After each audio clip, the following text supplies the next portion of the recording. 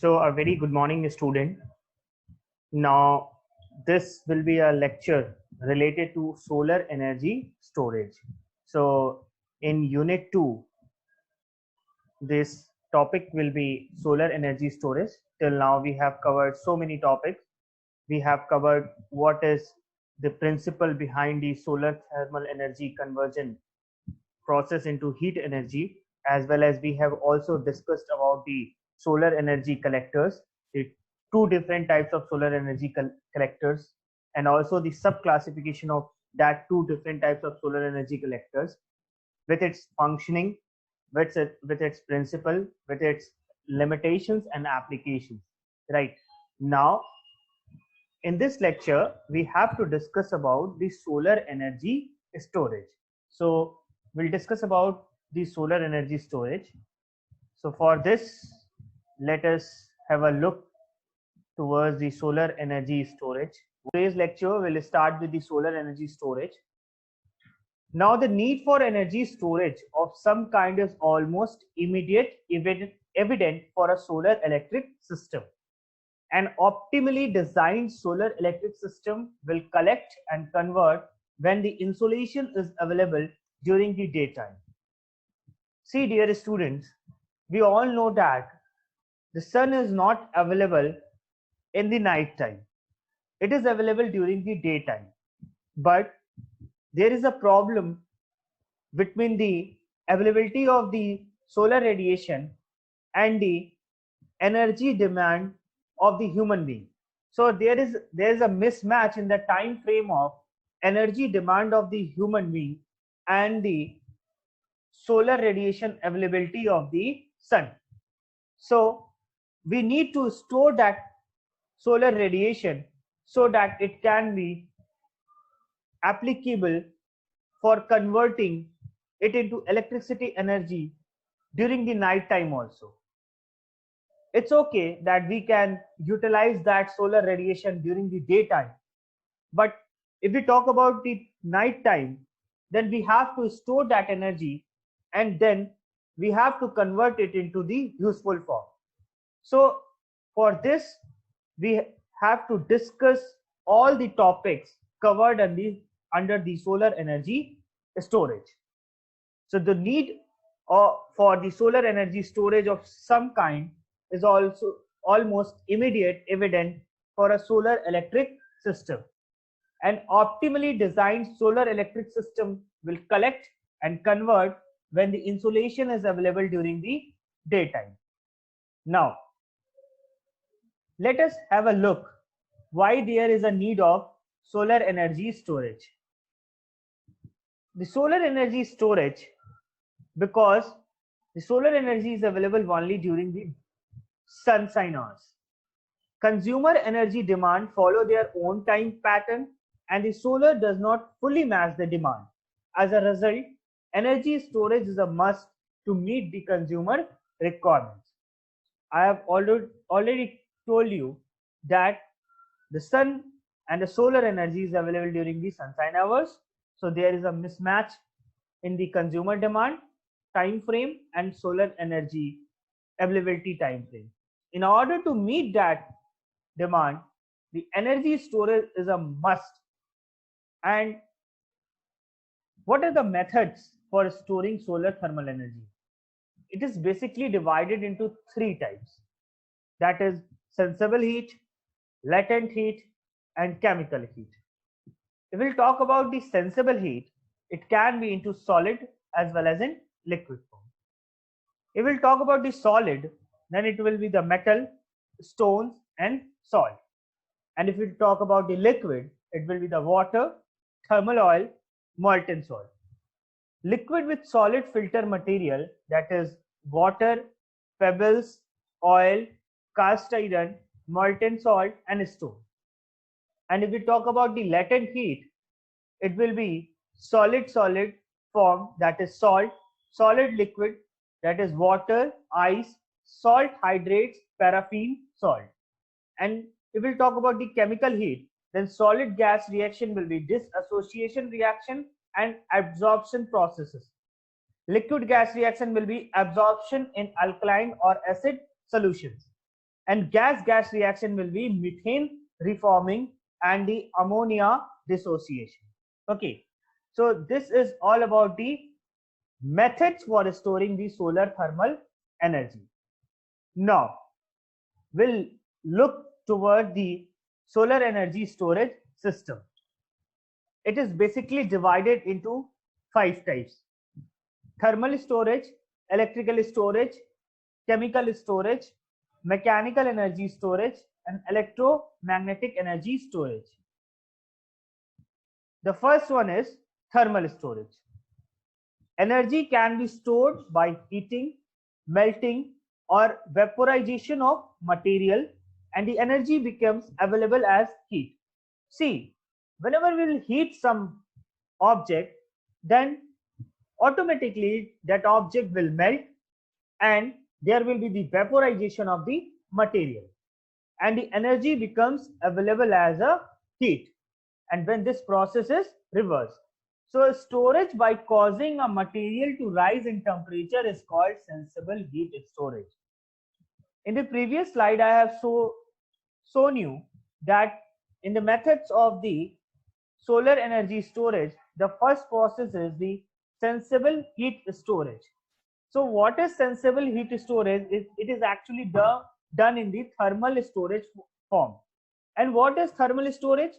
Heating it, melting it, and vaporizing it, and then energy becomes as available as heat when we will reverse this process. So reversing this process, that is vaporization, melting, and then heating, this is known as the storage of solar radiation, which is done by causing a rise in the temperature, and this process is defined as the sensible heat storage, right? The second is electrical storage. See, we all know that capacitors could store a large amount of electric energy, okay, for a very long period. So theoretically, the capacitors could store a large amount of electric energy for the longer period, and we have an empirical formula that for that the storage of the total energy, and that is actually given as H capacity equals to half VE into E square, where V is the volume of dielectric, sigma is the constant, and E is the electric field strength. So H capacity is equals to half V sigma E square, where V is the volume of dielectric, sigma is constant, and E is electric field strength. Now, electric field strength is limited by breakdown strength of the dielectric. Therefore, the electric energy storable in a dielectric is limited. At present, best dielectric material available is mica. So, students, if we look at this formula, that is empirical formula for the total energy storage, H capacity equals to half V sigma E square, where V is the volume of dielectric, sigma is constant, and E is electric field strength. So electric field strength is limited by breakdown strength of the dielectric. Therefore, the electric energy storable in a dielectric is limited. Okay, why? Because it all depends on the breakdown strength of the dielectric. So what will be the potential of the dielectric material? That will be the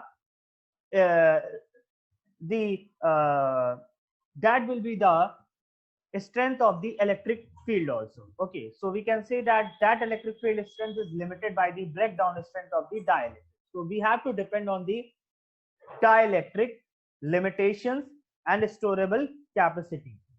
And at present, the best dielectric material available is mica. Okay, now battery storage. A battery storage is actually the combination of individual cells.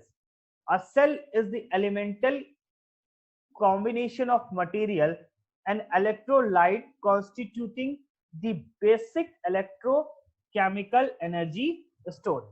Okay, this was all about the electric storage, in which we have also discussed about the battery storage. And what is the basic principle behind the battery storage? It is actually the combination of individual cells. We have different individual cells, electric cells, and that is basically combined to form a battery storage system. A cell is the elemental combination of material and electrolyte constituting the basic electrochemical energy storage. Okay, अब तीसरा जो हम discuss करेंगे storage form का, वो है chemical storage. अब जो केमिकल स्टोरेज है उसका भी फर्दर सब क्लासिफिकेशन है. पहला है storage in the form of fuel. It is possible to for a device, that is it is possible to devise a storage battery in which the reaction is generated by photochemical reaction brought about the solar radiation. See, ऐसा है कि आपका कोई ऐसा device हो जिसमें हम storage करें, कैसे? by creating the reaction of the photochemical reaction brought about the solar radiation. Okay, so it is possible to devise a storage battery in which the reactant is generated by photochemical reaction brought about by solar radiation. In this case, the converter itself acts as a storage battery. So पहला है storage in the form of fuel, and it is done by the photochemical reaction which is brought by the solar radiation. दूसरा है thermochemical battery storage. अब thermochemical battery storage क्या है? It is suitable for medium और high temperature application only. For storage of high temperature heat, some reversible chemical reaction appear to be very attractive. So this is all about the chemical storage. और chemical storage में दो सब classification है. दो form में हम इसको store कर सकते हैं. पहला है storage in the form of fuel, which is actually done by the photochemical reaction brought by the solar radiation. और दूसरा है thermochemical battery storage, and it is actually suitable for medium or high temperature application only. Okay, so we have talked about till now we have talked about the chemical storage. Now we'll move a step forward and we'll look toward the mechanical energy storage. Mechanical energy storage is also further divided into different two forms. That is, पहला है pumped hydroelectric storage, electric process in which excess the immediate demand is used to pump water from a supply. Okay, whenever the electric pauses that there is an immediate demand, so we need to pump water from a supply, that is like river or reservoir. हमारे पास कोई river है, water bodies है, such as river है, reservoir है. So in order to meet the immediate demand, it is required to pump the water from that supply at a lower level to a reservoir at a higher level, in which a hydraulic turbine used as an electric generator. Okay, तो इसका जो principal है वो ऐसे depend करता है कि हम को अगर इमीडिएट डिमांड को मीट करना है तो हम किसी भी रिजर्वॉयर या रिवर को स्टोर करेंगे, वाटर को वहां से पंप करेंगे लोअर लेवल से हायर लेवल की तरफ, और एक हाइड्रोलिक टरबाइन का यूज करके हम इलेक्ट्रिसिटी को जनरेट करेंगे. राइट, फिर उसी में आता है compressed air storage. Storing energy in future solar electric system is to store the energy in a volume of compressed air. Okay, a wind turbine could be created which could directly pump air into suitable pressurized storage tank. देखो, इसमें pumped hydroelectric storage में हम पानी को pump करते हैं एक lower level से हायर लेवल हाइड्रोलिक टरबाइन का यूज करके और इलेक्ट्रिसिटी को जनरेट करते हैं. लेकिन अगर हम कंप्रेस्ड एयर स्टोरेज की बात करें तो हम एक ample amount of the volume of the compressed air is actually used, which is which is compressed using a wind turbine, and directly that pumped air can be suitable for the pressurized storage tank. When a wind blow, then compressed air used for drive and air turbine. So हम क्या करेंगे कि एक ample amount of the volume of the compressed air को हम एक जगह store करेंगे और उसके बाद उसको एक एयर टरबाइन से इलेक्ट्रिसिटी में उस कंप्रेस्ड एयर को हम कन्वर्ट करेंगे. This is the principle behind the compressed air storage. Okay, so this is all about the energy storage. The next one is electromagnetic energy storage, that we will discuss in the next lecture. So till now, for today's lecture, we will have only the recap of the 4 types of the solar energy storage system. So today we have covered the solar energy storage, its essential requirements, and what are the 4 different types of the energy storage system. The 5th one we'll discuss in the next lecture. Thank you so much.